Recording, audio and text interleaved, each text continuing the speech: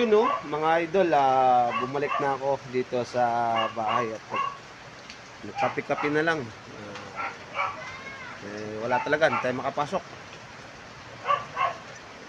Pinagmamasdan ko yung mga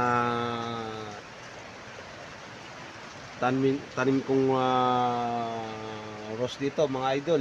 Talagang sana umabot siya sa birthday ni Mama Mary at aalayan natin. Taon-taon nag-aalay tayo ng rose kay Mama Mary. September 2 na ngayon. Mga idol, ilang araw na lang birthday ni Mama Mary. Shout out kay Boss Duday Calderon. Happy birthday pare. Kagabi nagpainom ka na. Happy birthday pre. Maulan na birthday mo at saka kay Paring Kayo. Paring Kayo, happy birthday. God bless you sa inyong dalawa. Ingat po kayo palagi sa lahat ng inyong biyahe at sa trabaho. Kaya sa lahat ng mga may birthday ngayon, happy birthday.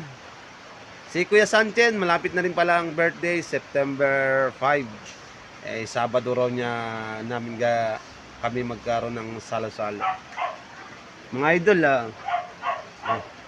gaganda ng ang gaganda ng bulaklak ng aking rose.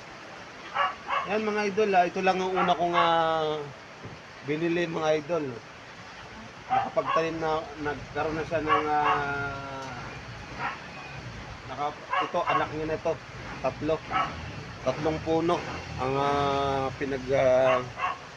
harbisan ko sa kanila.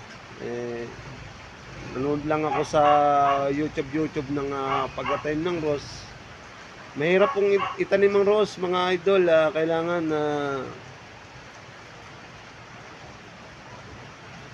kung wala kang alam sa pagtatanim, hindi ka makakabuhay.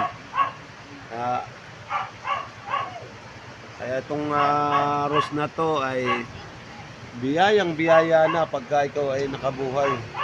Kailangan maingat ka magtanim.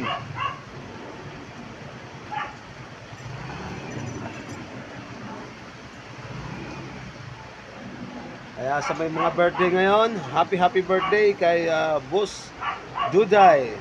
Yun, no? Aring Duday, happy birthday. Ingat ka palagi. God bless you, ha. Happy birthday, Boss Kayo. Thank you.